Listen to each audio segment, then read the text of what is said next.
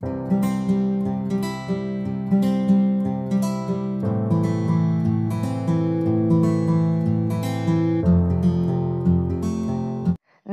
বন্ধু বান্ধৱীসকল, জিৰাগিতিলৈ আপোনালোকক স্বাগতম। আমি ক্ৰমাগতভাৱে আসাম হিষ্ট্ৰীৰ MCQ আলোচনা কৰি আছো। বৰ্তমান আমি প্ৰাচীন অসমৰ সময়খিনি আলোচনা কৰি আছো।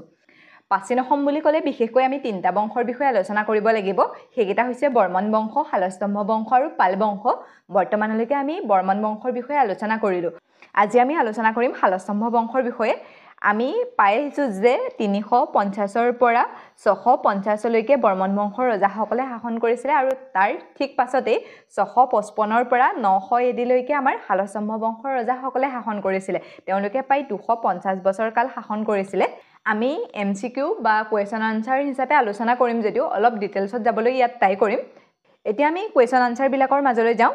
ফাৰ্ষ্ট কুৱেশ্যন, কামৰূপৰ তলৰ কোনটো বংশৰ পিছত শালস্তম্ভ বংশ আহিছিলে? দানৱ বংশ, বৰ্মন বংশ, পাল বংশ, কোচ বংশ। কামৰূপত বৰ্মন বংশৰ পাছতেই আমাৰ শালস্তম্ভ বংশ আহিছিলে। আমি পাই আহিছোঁ বৰ্মন বংশৰ শেষৰ ৰজা আছিলে ভাস্কৰ বৰ্মন আৰু তেওঁ অবিবাহিত আছিলে। তাৰ পাছতেই আমাৰ শালস্তম্ভ বংশৰ ৰজাসকলে কামৰূপত শাসন কৰিছিলে। তাৰ পাছৰ কুৱেশ্যনটোলৈ আহিছোঁ, শালস্তম্ভ বংশৰ প্ৰতিষ্ঠাপক কোন আছিলে? ভাস্কৰ বৰ্মন, সুপ্ৰতিষ্ঠিত বৰ্মন, শালস্তম্ভ আৰু ত্যাগসিংহ। শালস্তম্ভ বংশৰ প্ৰতিষ্ঠাপক আছিলে শালস্তম্ভ। এই যিজন প্ৰতিষ্ঠাপক ৰজা আছিলে তেওঁৰ নামতেই বংশটোৰ নামটো শালস্তম্ভ বংশ হৈছিলে। অৱশ্যে তেওঁৰ অন্য কেইবাটাও নাম পোৱা যায়, পাছতহে কিজানি তেওঁৰ নামটো শালস্তম্ভ কৰা হৈছিলে। তেওঁৰ নামটো অৱন্তী বৰ্মন বা মাধৱ হিচাপে আছিলে। যেতিয়া তেওঁ শাসনলৈ আহিলে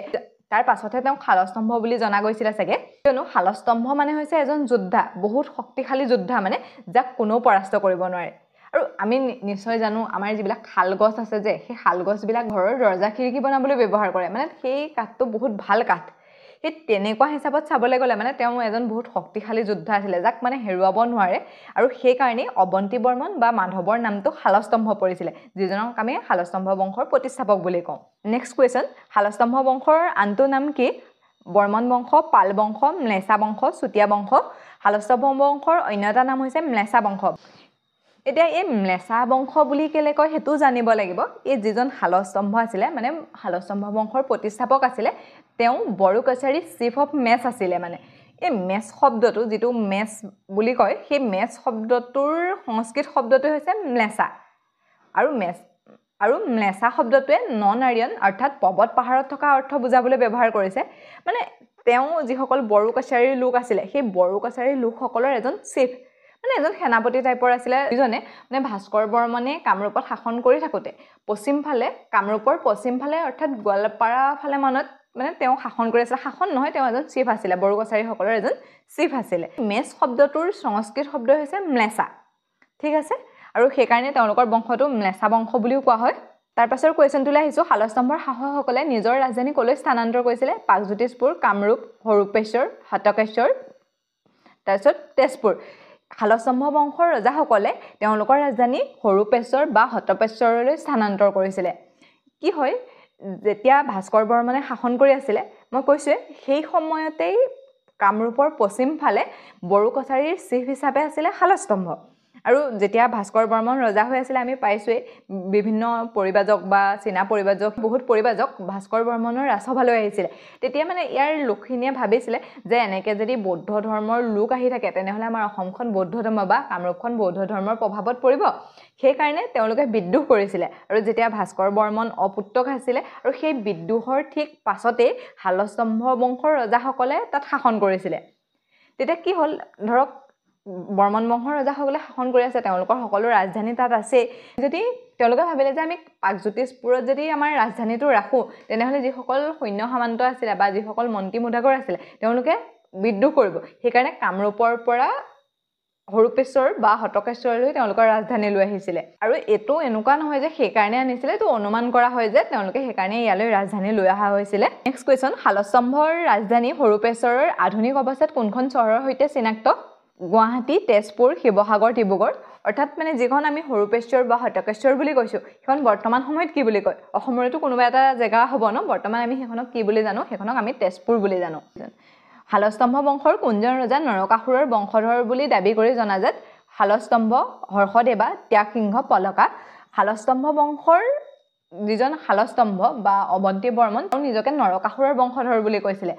আমি পাইছোৱে যে যেতিয়া নৰকাসুৰ বা ভগদত্ত আছিলে তাৰ পাছতেই তেওঁলোকৰ বংশৰ ঠাল ঠেঙুলিবোৰ যেনি তেনি ভাগ হৈ গৈছিল আৰু তেওঁলোকে য'তে ত'তে শাসন কৰি আছিলে ঠিক তেনেদৰে ভাস্কৰ বৰ্মনেও কৈছিলে যে তেওঁলোক নৰকাসুৰৰ বংশধৰ সেইদৰে এই শালস্তম্ভ বংশৰ ৰজাসকল নৰকাসুৰৰে বংশধৰ আছিলে বুলি কোৱা হয় আৰু ইয়াৰ আনচাৰটো হৈছে মানে কোনে দাবী কৰিছিলে যে তেওঁ নৰকাসুৰৰ বংশধৰ শালস্তম্ভই দাবী কৰিছিলে যে তেওঁলোক নৰকাসুৰৰ বংশধৰ হয় শালস্তম্ভ বংশৰ সময়ত কিমানজন শাসকে ৰাজত্ব কৰিছিলে বুলি অনুমান কৰা হৈছে প্ৰায় 10 জন প্ৰায় 15 জন প্ৰায় 21 জন প্ৰায় 25 জন শালস্তম্ভ বংশৰ 21 জন ৰজাই শাসন কৰিছিলে বুলি উল্লেখ আছে আৰু হেতু উল্লেখ আছে এই শালস্তম্ভ বংশৰ পাছৰ যেটো বংশ আছিল পাল বংশ সেই পাল বংশৰ এজন ৰজা ৰত্নপালে এখন ইনস্ক্ৰিপচন লিখিছিলে যিখনক বৰগাঁও ইনস্ক্ৰিপচন নামেৰে জনা যায় সেই ইনস্ক্ৰিপচনত উল্লেখ কৰা হৈছে যে শালস্তম্ভ বংশৰ 21 জন ৰজাই শাসন কৰিছিলে কিন্তু ৰত্নপাল এইটো বংশৰ ৰজা নহয় দে ইয়াৰ নেক্সট যেটো বংশ আহিব পাল বংশ সেই পাল বংশৰ ৰজা ৰত্নপালে উল্লেখ কৰিছিলে কিমানজন বুলি উল্লেখ কৰিছে 21 জন আৰু ক'ত উল্লেখ আছে এটো মনত ৰাখিব ৰত্নপালৰ বৰগাঁও ইনস্ক্ৰিপচনত উল্লেখ আছে তাৰ পাছৰ কোৱেশ্চনটোলৈ আহিছো কোনটো শিলালিপিত শালস্তম্ভক ম্লেছাধীনাথ বুলি উল্লেখ কৰিছে নিধানপুৰ অনুদান ৰত্নপালৰ বৰগাঁও অনুদান তেজপুৰ অনুদান আৰু উমাচলৰ শিলালিপিত উল্লেখ কৰিছে আমি এতিয়া অলপ আগতে পাই আহিছো যে ৰত্নপালৰ যোনখন বৰগাঁও ইনস্ক্ৰিপচনত শালস্তম্ভ বংশৰ 21 জন ৰজাই শাসন কৰিছিলে আৰু সেই একেখন ইনস্ক্ৰিপচনতে অৰ্থাৎ ৰত্নপালৰ বৰগাঁও ইনস্ক্ৰিপচনতে যিজন আমাৰ শালস্তম্ভ বংশৰ প্ৰতিষ্ঠাপক ৰজা শালস্তম্ভ আছিল তেওঁ ম্লেছাধীনাথ বুলি উল্লেখ কৰিছে তেওঁলোকৰ বংশটোৰ অন্যতা নামটো হৈছে ম্লেছা বংশ আৰু সেই বংশৰ অধিকাৰী কোন হৈছে শালস্তম্ভ তেনেকৈ মনত ৰাখিবলৈও ভাল হ'ব আৰু ক'ত উল্লেখ আছে ৰত্নপালৰ বৰগাঁও অনুদানত শালস্তম্ভৰ শাসকসকলৰ তত্ত্বাৱধানৰ দেৱতা কোনজন দেৱতা আছিল যাৰ নামত তেওঁলোকৰ ৰাজধানী চহৰৰ সৈতে জড়িত আছিল বিষ্ণু কামাখ্যা শিৱ হেতুকাচুলিন দুৰ্গা তেওঁলোকৰ উপাস্য দেৱতা বা শালস্তম্ভ বংশৰ উপাস্য দেৱতা আছিল হেতুকাচুলিন হেতুৰ শিৱৰ এটা ৰূপ বুলি গণ্য কৰা হয় আপোনালোকে শিৱ যদি অপচনত বেলেগকে থাকে তেতিয়া শিৱ বুলি নিদিব যদি একেলগতে থাকে বা এনেকে মই যেনেকে দিছো তেনেকে থাকে তেতিয়া দিব পাৰিব মানে শিৱৰ এটা ৰূপক তেওঁলোকে হেতুকা বা হেতুকাচুলিন হিচাপে পূজা কৰিছিল এই দেৱতাজনৰ নামেৰে তেওঁলোকৰ ৰাজধানীখনৰ নাম দিছিলে যেনেকে আমাৰ শিৱৰ পৰা শিৱসাগৰ হৈছিলে তেনেকে তেওঁলোকৰ যিজন দেৱতা সেই দেৱতাজনৰ পৰা তেওঁলোকৰ ৰাজধানীখনৰ নাম দিছিলে এইখিনিতে এটা কৈ থৈছো শালস্তম্ভ যিজন আমাৰ প্ৰতিষ্ঠাপক ৰজা তেওঁ টাইগাৰ লাইকে কিং বুলি কৈছিলে হজৰা বৰ্মনে মানে তেওঁ বহুত বেছি শক্তিশালী আছিল সকে সেইকাৰণে তেওঁ বহুত নাম পৰিছিলে তেওঁ ম্লেছাধীনাথ বুলি কৈছিলে বড়কছাৰীৰ চিফ থকাৰ পাছত আহি পেলাই ৰজা হৈছিল তেওঁ কিমান শক্তিশালী হ'ব ভাব আৰু সেইজন ৰজাক টাইগাৰ লাইকে কিং মানে তেওঁ একদম টাইগাৰ নিচিনা এজন ৰজা আছিল বুলি কোনে কৈছিলে হজৰা বৰ্মনে ইয়াৰ পাছত কমে বিজয়া পলকা কুমাৰ বৰ্জদেৱাৰ ৰজা হৈছিল এওঁলোকৰ বিশেষ একো পোৱা নাযায় সেইকাৰণে মই এমচিকিউ ৰখা নাই জাস্ট তেওঁলোকৰ নামকেইটা কৈ দিছো বিজয়া পলকা কুমাৰ আৰু বৰ্জদেৱা তলৰ কোনজন ৰজা শালস্তম্ভ বংশৰ শাসক আছিল হুছদেৱ শ্ৰী হৰ্ষদেৱা ভাস্কৰ বৰ্মন ব্ৰহ্মপালা শ্ৰী হৰ্ষদেৱ শালস্তম্ভ বংশৰ এজন শাসক আছিল আৰু এওঁ বহুত বেছি ইম্পৰ্টেন্ট হয় আৰু এই ৰজাজন বহুত বেছি শক্তিশালী আছিল শালস্তম্ভ বংশৰ আটাইতকৈ শক্তিশালী ৰজা বুলি এওঁ ক'ব পৰা হয় কিয়নো তেওঁ শদিয়াৰ পৰা তেওঁ ৰাজ্য অযোধ্যালৈকে বিস্তাৰ কৰিছিল ভাবক আমাৰ এই শদিয়াৰ পৰা অযোধ্যালৈকে তেওঁ ৰাজ্য গৈছিল আৰু অৱশ্যে শেষত কৰ্ণাটকৰ ৰজা দ্বিতীয়ৰ হাতত তেওঁ পৰাস্ত হৈছিল তাৰ পাছতে কনৌজত এখন ডাঙৰ যুদ্ধ হৈছিল আৰু যিখনত যশু বৰ্মনে তেওঁ হত্যা কৰিছিল কিন্তু মুখৰ কথা নহয় মানে আমাৰ ইয়াৰ পৰা একদম অযোধ্যালৈকে নিজৰ ৰাজ্যখন বিস্তাৰ কৰাটো সেইকাৰণে এওঁ ইম্পৰ্টেন্ট হয় তেওঁৰ নাম কেবাটাও আছে তেওঁক মানে আমি এতিয়া শ্ৰী হৰ্ষদেৱ বুলি পাইছো ন আৰু ইয়াৰ উপৰিও তেওঁ কেবাটাও নামেৰে জনা যায়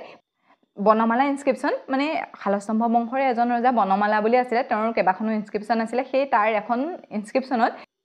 এই হৰ্ষদেৱাক শ্ৰী হৰ্ষ বুলি উল্লেখ আছে আৰু ইয়াৰ উপৰিও তেওঁ হৰ্ষ বৰ্মন নামেৰে জনা যায় অৰ্থাৎ মানে শ্ৰী হৰ্ষদেৱাৰ নামকেইটা হৈছে হৰ্ষদেৱা শ্ৰী হৰ্ষ হৰ্ষ বৰ্মন হৰ্ষদেৱাৰ সাময়িক সফলতাই কোনবোৰ অঞ্চলত তেওঁৰ প্ৰভাৱ বিস্তাৰ কৰিছিল নেপালৰ ৰজা পশুপতিৰ এপিঅগ্ৰাফী অনুসৰি গৌড় কলিংগ কৌশল সিন্ধু গুজৰাট মালৱা কাশ্মীৰ পঞ্জাব গান্ধাৰা চোলা চেৰ পাণ্ডিয়া মানে হৰ্ষদেৱাই তেওঁৰ ৰাজ্য কলৈলৈকে বিস্তাৰ কৰিছিল বা কলৈলৈকে তেওঁৰ প্ৰভাৱ পৰিছিল নেপালৰ এখন এপিঅগ্ৰাফী পশুপতি এপিঅগ্ৰাফী নামেৰে এখন এপিঅগ্ৰাফীত উল্লেখ আছে আৰু সেই এপিঅগ্ৰাফীখনৰ অনুসৰি তেওঁ মানে কলৈলৈকে প্ৰভাৱ বিস্তাৰ কৰিছিল বুলি উল্লেখ আছে গৌড় কলিংগ আৰু কৌশল তেওঁ সেই পশুপতি এপিঅগ্ৰাফীখনক গৌৰাদি কলিংগ কৌশলপতি বুলি উল্লেখ কৰিছে ৰজা হৰ্ষদেৱে কোন ৰাজপৰিয়ালৰ লগত বৈবাহিক মিত্ৰতা কৰিছিল গৌড়ৰ পাল বংশ নেপালৰ লিচ্ছবি ৰজা দ্বিতীয় জয়দেৱ বৰ্মন বংশ ৰজা হৰ্ষদেৱে নেপালৰ লিচ্ছুই ৰজা দ্বিতীয় জয়দেৱৰ লগত বৈবাহিক সম্বন্ধ স্থাপন কৰিছিলে তেওঁ জীয়ৰী আছিলে ৰাজ্যমতী আৰু সেই ৰাজ্যমতীকে নেপালৰ জয়দেৱা দ্বিতীয়ই বিয়া কৰাইছিলে আৰু তাতেই সেই ৰাজ্যমতীয়ে যেটো বিখ্যাত পশুপতি মন্দিৰ সেই পশুপতি মন্দিৰটো নিৰ্মাণ কৰিছিল আৰু তাৰ যিনখন এপিওগ্ৰাফি তাতেই মানে গৌৰাদী কলিংগ কৌশলাপতি বুলি উল্লেখ আছে তাৰ পাছৰ নেক্সট কোৱেশ্চনটোলৈ আহিছো কোনটো উৎসৱৰ পৰা ৰজা হৰ্ষদেৱৰ বিস্তৃত বিজয় প্ৰমাণ পোৱা যায় এলাহাবাদ স্তম্ভৰ শিলালিপি নেপালৰ পশুপতি এপিওগ্ৰাফি ৰত্নপালৰ বৰগাঁও অনুদান তেজপুৰ শিলালিপি আমি এতিয়া পাই আহিছো ক'ত উল্লেখ আছিলে তেওঁৰ বিষয়ে নেপালৰ পশুপতি এপিওগ্ৰাফি যিখন তেওঁ জীয়ৰী ৰাজ্যমতীৰ পশুপতি মন্দিৰত আছে মানে আৰু ৰজা জয়দেৱা দ্বিতীয় উল্লেখ কৰিছিলে গৌৰাদী কলিংগ কৌশলাপতি বুলি তাৰ পাছৰ নেক্সট কোৱেশ্চনটোলৈ আহিছো দ্বিতীয় বালা বৰ্মন প্ৰাচীন কামৰূপৰ কোন বংশৰ আছিলে বৰ্মন বংশ শালস্তম্ভ বংশ বা মেচা বংশৰ পাল বংশ আহোম বংশ আমি এতিয়া শালস্তম্ভ বংশ বা মেচা ডাইনেষ্টিৰ কথা পঢ়ি আছো আমাৰ বালা বৰ্মন দ্বিতীয় কোনটো বংশৰ আছিলে শালস্তম্ভ বংশৰ আছিলে এই বালা বৰ্মন দ্বিতীয় তৃতীয় এনেকৈ কয় যে প্ৰথমতে এজনৰ নাম আছিলে বালা বৰ্মন তাৰ পাছত তেওঁ কি হ'ল দ্বিতীয় আৰু এজন আছে সেইজন হৈছে তৃতীয় এই বালা বৰ্মন হৰ্ষদেৱাৰে ল'ৰা আছিলে আৰু তেওঁ দেউতাকৰ দৰে শক্তিশালী আছিলে বুলি কৈছে আৰু সেই কথাটো হয়ন্থল এপিওগ্ৰাফিত উল্লেখ আছে যে দ্বিতীয় বালা বৰ্মন তেওঁ দেউতাকৰ দৰে শক্তিশালী আছিলে মানে শ্ৰীহৰ্ষৰ দৰে শক্তিশালী আছিলে বালা বৰ্মন দ্বিতীয় তাৰ পাছত কৰ্মে ৰজা হৈছিলে যে জীৱ ৰজা দীঘলেশ্বৰ বৰ্মন চলম্ভা এই চলম্ভাৰ সময়ত বেংগলত যেটো পাল ডাইনেষ্টি বেংগলত এটা পাল ডাইনেষ্টি বুলি ডাইনেষ্টি আছে আমি পাছত যেতিয়া ইণ্ডিয়ান হিষ্ট্ৰী পঢ়িম তেতিয়া পাম সেই পাল ডাইনেষ্টিৰ ফৰ্ম হৈছিলে আৰু তাৰ ফাৰ্ষ্ট ৰুলাৰ হৈছে গোপালা এটা ইম্পৰ্টেন্ট ইনি কথাটো কৈ থৈছো ইয়াৰ লগত ৰিলেটেড একো নহয় কিন্তু চলম্ভাৰ সময়তে কি হৈছিলে বেংগলত পাল ডাইনেষ্টিৰ ফৰ্ম হৈছিলে আৰু তাৰ ফাৰ্ষ্ট ৰুলাৰ আছিলে গোপালা যেটো আমাৰ পাল ডাইনেষ্টি নহয় দে হেতু বেংগলৰ পাল ডাইনেষ্টি তাৰ পাছৰ কোৱেশ্চনটোলৈ আহিছো 829 খ্ৰীষ্টাব্দত তেজপুৰ শিলালিপি কোন ৰজাৰ বুলি কোৱা হয় বালা বৰ্মন হজৰা বৰ্মন বালা বৰ্মন তৃতীয় ত্যাগসিংহ 1929 খ্ৰীষ্টাব্দৰ তেজপুৰ শিলালিপিখন হজৰা বৰ্মনৰ বুলি কোৱা হয় আৰু আমাৰ হৰম্ভাৰ পাছৰ ৰজা হৈছিলে হজৰা বৰ্মনো বহুত বেছি ইম্পৰ্টেন্ট তেওঁ এজন শ্ৰেষ্ঠ শাসক আছিল শালস্তম্ভ বংশৰ তেওঁ এই কামৰূপৰ প্ৰথম ৰজা আছিল যি শাসনভাৰ গ্ৰহণ কৰি বৈদিক ৰীতি-নীতিৰে শপত গ্ৰহণ কৰিছিল আৰু এটো সুধিব পাৰে দেই এটো মই ইয়াত ইনক্লুড কৰা নহলে কোনজন ৰজাই পোন প্ৰথমবাৰৰ বাবে শাসনভাৰ গ্ৰহণ কৰি বৈদিক ৰীতি-নীতিৰে শপত গ্ৰহণ কৰিছিল হজৰা বৰ্মনে নেক্সট কোৱেশ্চন ৰজা পলম্ভাৰ উত্তৰাধিকাৰী আৰু শালস্তম্ভ বংশৰ এজন গুৰুত্বপূৰ্ণ শাসক কোন আছিল বালা বৰ্মন ত্যাগসিংহ হজৰা বৰ্মন শালস্তম্ভ আমি এটা পাই আহিছো হলম্ভাৰ পাছতে ৰজা হৈছিল কোন আছিল হজৰা বৰ্মন ঠিক আছে তেওঁ এই বংশৰ শ্ৰেষ্ঠ ৰজা আছিল নেক্সট কোৱেশ্চন তলৰ কোনটো উপাধি ৰজা হজৰা বৰ্মনে গ্ৰহণ কৰিছিল মহাধীৰাজ পৰমেশ্বৰ পৰমাভট্টকা ক আৰু খ দুইটাই ওপৰৰ এটাও নহয় হৰ্ষ বৰ্মনে দুইটা উপাধি গ্ৰহণ কৰিছিল তেওঁ মহাধীৰাজ পৰমেশ্বৰ পৰমভট্টক উপাধি গ্ৰহণ কৰিছিল আৰু যেটো হয়ন্থল ৰক ইনস্ক্ৰিপচন আৰু তেজপুৰ ৰক ইনস্ক্ৰিপচনত উল্লেখ আছে যে হজৰা বৰ্মনে কি উপাধি গ্ৰহণ কৰিছিল মহাধীৰাজ পৰমেশ্বৰ পৰমভট্টক উপাধি গ্ৰহণ কৰিছিল আৰু সেই বিষয়ে ক'ত উল্লেখ আছে হয়ন্থল ৰক ইনস্ক্ৰিপচন আৰু তেজপুৰ ৰক ইনস্ক্ৰিপচনত ৰজা হজৰা বৰ্মন বংগৰ কোন পাল ৰজাৰ সমসাময়িক আছিল দেৱপালা গোপালা ধৰ্মপালা ৰত্নপালা ৰজা হজৰা বৰ্মন দেৱপালাৰ সমসাময়িক আছিল মই কৈছোৱে তেওঁ দেউতাক হলম্ভাৰ দিনত বংগত পাল বংশৰ ফৰ্ম হৈছিল সেই সময়ত প্ৰথম প্ৰতিষ্ঠাপক ৰজা কোন আছিল গোপালা আৰু যেতিয়া হজৰা বৰ্মন ৰজা হৈছিল তেওঁৰ সমসাময়িককে কোন আছিল দেৱপালা সমসাময়িক মানে কি হয় একে সময়তে যিকিজন ৰজা হয় সেইকেইজনক সমসাময়িক বুলি কয় হজৰা বৰ্মনৰ সমসাময়িক কোন আছিল দেৱপালা তেজপুৰত হজৰা পুখুৰী বা হজৰা পুখুৰী নামেৰে জনাজাত বিখ্যাত পুখুৰীটো কোন ৰজাই খনন কৰিছিল বালা বৰ্মন হজৰা বৰ্মন বালা বৰ্মন তৃতীয় হলম্ভা তেজপুৰৰ হজৰা পুখুৰী নামেৰে জনাজাত সেই পুখুৰীটো হজৰা বৰ্মনে খানিছিল আৰু আপোনালোকে এটো আহিলে ইমান কনফিউজ কৰিবলগীয়া কথাও নাই যেতিয়া হজৰা পুখুৰী বুলি থাকিব হজৰা বৰ্মনে নেক্সট কোৱেশ্চন তলৰ কোনটো শিলালিপিত ৰজা বালা বৰ্মনৰ শাসনৰ মূল তথ্য পোৱা যায় নিধানপুৰ কপাৰ প্লেট তেজপুৰৰ অনুদান আৰু পৰ্বতীয়া প্লেট উমাচল শিলালিপি কামসূত্ৰ বনমালা বৰ্মনৰ শাসনৰ মূল তথ্য তেজপুৰ অনুদান আৰু পৰ্বতীয়া প্লেটত পোৱা যায় যেতিয়া হজৰা বৰ্মনৰ পাছত তেওঁৰ পুত্ৰ বনমালাদেৱ ৰজা হৈছিল আৰু তেওঁ পৰমেশ্বৰ পৰমভট্টক মহাধীৰাজ উপাধি গ্ৰহণ কৰিছিল আমি পাইছো হজৰা বৰ্মনে কি উপাধি গ্ৰহণ কৰিছিল মহাধীৰাজ পৰমেশ্বৰ পৰমভট্টক আৰু তাৰ পাছত বনমালাদেৱেও পৰমেশ্বৰ পৰমভট্টক মহাধীৰাজ উপাধি গ্ৰহণ কৰিছিল আৰু তেওঁৰ কেইবাটাও ৰেকৰ্ড পোৱা যায় আমি এতিয়া পাম তাৰ ভিতৰতে তেজপুৰৰ অনুদান আৰু পৰ্বতীয়া প্লেটত তেওঁৰ বিষয়ে উল্লেখ আছে বনমালা বৰ্মনৰ কেইবাটাও ইনস্ক্ৰিপচন আছে সেইবিলাকৰ ভিতৰত Parbatiya copper plate inscription Tezpur copper plate inscription আৰু কলিয়াবৰ কপাৰ প্লেট ইনস্ক্ৰিপচন সেইটা ইম্পৰ্টেণ্ট আৰু এটো আমি পাইছোৱে বালা বৰ্মনৰ শাসনৰ মূল তথ্য ক'ত পোৱা যায় তেজপুৰৰ অনুদান আৰু পৰ্বতীয়া প্লেটত আৰু ইয়াৰ উপৰিও তেওঁ কলিয়াবৰ কপাৰ প্লেট ইনস্ক্ৰিপচন তেওঁৰ আছিলে আৰু তেওঁ তেজপুৰত এটা বহুত ডাঙৰ ৰাজমহল বনাইছিলে হেতু কেতিয়াবা সুধিব পাৰে কোনে তেজপুৰত বা শালস্তম্ভ বংশৰ কোনজন ৰজাই তেজপুৰত এটা ডাঙৰ ৰাজমহল বনাইছিলে হেতু হৈছে যে বালা বৰ্মন তাৰ পাছত নেক্সট কোৱেশ্চনটো হৈছে বনমালা দেৱে পূৰ্বৰ সকলোৰ পৰা হেৰুৱা ভূখণ্ড পুনৰ দখল কৰা বুলি জনা যায় শিলালিপি সমূহত কোনটো অঞ্চল পুনৰ জয় কৰা বুলি বিশেষভাৱে উল্লেখ কৰা হৈছে গৌড় পূৰ্ণবৰ্ধন উত্তৰবংগ উৰিষ্যা কলিংগ ইয়াত হেতু সুধিছে বনমালা দেৱে যে তেওঁলোকৰ উপৰি পুৰুষে তেওঁলোকৰ আগতে থকা এটা খণ্ড হেৰুৱাইছিলে তেওঁলোকৰ পৰা সেই জেগাটো তেওঁ উদ্ধাৰ কৰিছিলে বুলি বিশেষভাৱে উল্লেখ আছে আৰু সেই জেগাটোৰ নাম সুধিছে মানে এই কপাৰ প্লেটবোৰত কোনটো জেগাৰ নাম বিশেষভাৱে উল্লেখ কৰিছে আৰু হেতু হৈছে পূৰ্ণবৰ্ধন অৰ্থাৎ উত্তৰবংগৰ অংশটো তেওঁ পুনৰুদ্ধাৰ কৰিছিলে শালস্তম্ভ বংশৰ ৰজা কোন আছিল যিজনৰ বীৰবাহু নামো আছিল হযৰা বৰ্মন বনমালা দেৱ জয়মালা বালা বৰ্মন তৃতীয়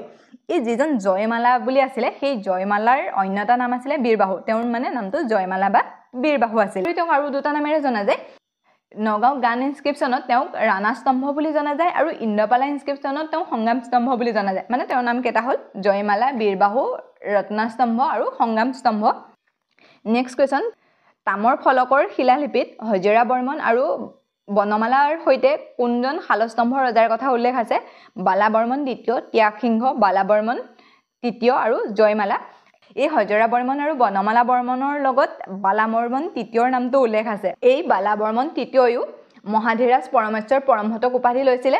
তাৰ পাছৰ নেক্সট কোৱেশ্চনটো লৈ আহো তৃতীয় বালা বৰ্মনৰ ৰাজত্ব কালত কোনবোৰ ঐতিহাসিক নথি লিপিবদ্ধ কৰা হৈছিলে এলাহাবাদ স্তম্ভৰ শিলালিপি নিধানপুৰ তামৰ ফলকৰ শিলালিপি উলুবাৰী উত্তৰবিল আৰু নাওগাঁও তামৰ প্লেট অনুদান বৰগংগা এপ্ৰিঅগ্ৰাফি বালা বৰ্মন তৃতীয়ৰ সময়টো তিনিটা ইনস্ক্ৰিপচন আছিলে সেইকেইটা হৈছে উলুবাৰী উত্তৰবিল আৰু নাওগংগা তামৰ প্লেট অনুদান এইকেইটা মনত ৰাখিব বালা বৰ্মন কাৰ সময়ত আছিলে বালা বৰ্মন তৃতীয়ৰ সময়ত বনমালা দেৱৰ কি আছিলে Parbatiya copper plate inscription Tezpur copper plate inscription আৰু কলিয়াবৰ ইনস্ক্ৰিপচন বালা বৰ্মন তৃতীয়ৰ কি আছিল Ulubari copper plate inscription Uttarbil copper plate inscription আৰু Nowgong copper plate inscription next question তৃতীয় বালা বৰ্মনৰ তামৰ ফলক ক'ত আৱিষ্কাৰ হৈছে গুৱাহাটী মিকিৰ পাহাৰ তেজপুৰ নলন্দা তৃতীয় বালা বৰ্মনৰ যিবিলাক ফলক আছে সেই ফলকবিলাক ক'ত আৱিষ্কাৰ হৈছে মিকিৰ পাহাৰত তাৰ পাছত আহিছো তৃতীয় বালা বৰ্মনৰ তামৰ প্লেট অনুদান ৰাজকীয় চিলত কি অংকন কৰা হৈছিলে মানে সেই চিলবিলাক যিবিলাক তামৰ প্লেট আছিল আমি কৈছো যে তামৰ ওপৰত কিছুমান তামৰ প্লেটৰ ওপৰত সেই ৰজাসকল বা সেই সময়ৰ ঐতিহাসিক ঘটনাসমূহ লেখাবিলাকে হৈছে তামলিপি মই আগৰ ভিডিঅ'ত আপোনালোকক কৈছিলে সেই তামলিপিবিলাকত মানে কিহৰ ছবি অংকন কৰা হৈছে বুলি সুধিছে এবিধ হাতী এবিধ বাঘ এবিধ সিংহ এটা ঘোঁৰা তৃতীয় বালা বৰ্মনৰ তামৰ প্লেটৰ কি অংকন কৰা হৈছিলে এটা হাতী অংকন কৰা হৈছিলে ত্যাগসিংহ কোনটো বংশৰ শেষৰ শাসক আছিলে বৰ্মন বংশ পাল বংশ শালস্তম্ভ বংশ আৰু চুতীয়া বংশ ত্যাগসিংহ শালস্তম্ভ বংশৰ শেষৰ ৰজা আছিলে মনত ৰাখিব এটো ইম্পৰ্টেন্ট হয় কোনোবা এটা বংশ যেতিয়া পঢ়ো তেতিয়া সেই বংশৰ প্ৰতিষ্ঠাপক ৰজা আৰু শেষৰ ৰজাজন আমাৰ বহুত বেছি ইম্পৰ্টেন্ট মানে শালস্তম্ভ বংশৰ শেষৰ ৰজাজন কোন আছিলে ত্যাগসিংহৰ মৃত্যুৰ পাছত ম্লেছা বংশৰ কি হয় পুত্ৰৰ অধীনত চলি থাকিল ৰাজধানীখন নতুন স্থানলৈ স্থানান্তৰিত কৰা হ'ল কামৰূপত পাল বংশৰ ক্ষমতালৈ আহিলে আহোম ৰজাই আগ্ৰাসন কৰিলে যেতিয়া তামৰসিংহৰ মৃত্যু হ'ল তামৰসিংহৰ মৃত্যু হোৱাৰ পাছত তেওঁলোকৰ এজন শেষৰ ৰজা বুলি কৈছো ন তেওঁৰ পাছতটো কোনোবাই শাসন কৰিব লাগিব তেওঁৰ পাছত কি হ'ল কামৰূপত পাল বংশৰ ক্ষমতালৈ আহিল মানে ত্যাগসিংহ যেতিয়া মৃত্যু হ'ল তাৰ পাছতে কোন আহিলে আমাৰ পাল বংশ আহিলে নেক্সট কোৱেশ্চন কোনখন তামৰ প্লেট শিলালিপিত বিজয় পলকা বজ্ৰদেৱকে ধৰি শালস্তম্ভৰ শাসকসকলৰ কালক্ৰমিক তালিকা পোৱা যায় তেজপুৰ তামৰ প্লেট হয়ন্থল তামৰ প্লেট উমাচল শিলালিপি নলন্দা চিল মানে কি সুধিছে যে আমাৰ কোনখন এখন শিলালিপি আছে যিখনত শালস্তম্ভ বংশৰ ৰজাসকলৰ বিষয়ে মানে ডিটেইলছত পাওঁ এজনৰ পাছত এজন হৈছিলে এজনৰ পাছত এজন হৈছিলে সেইখন হৈছে হয়ন্থল কপাৰ প্লেট ইনস্ক্ৰিপচন মানে শালস্তম্ভ বংশৰ কথা ক'ত উল্লেখ আছে হয়ন্থল কপাৰ প্লেট ইনস্ক্ৰিপচনৰ উল্লেখ আছে ঠিক আছে এটা কোৱেশ্চন থাকি গ'ল আমাৰ যিখন তেজপুৰ ৰক ইনস্ক্ৰিপচন বুলি কৈছো তেজপুৰ ৰক ইনস্ক্ৰিপচন কাৰ আছিলে তেজপুৰ ৰক ইনস্ক্ৰিপচনত হযৰা বৰ্মনৰ কথা উল্লেখ আছে সেই তেজপুৰ ৰক ইনস্ক্ৰিপচনত 9 শাৰী লেখা আছে দে এটো সুধিব পাৰে যে তেজপুৰ ৰক ইনস্ক্ৰিপচনত কেইশাৰী লেখা আছে 9 শাৰী মানে বেছি নাই বা 9 শাৰী আছে কাৰণে সেই 9 শাৰী কথাটো সুধে মানে কেইশাৰী লেখা আছে 9 শাৰী লেখা আছে ঠিক আছে আজিলৈ ইমানতে এৰিছো অন্য এটা ভিডিঅ'ত লগ পোৱাৰ প্ৰতিশ্ৰুতিৰে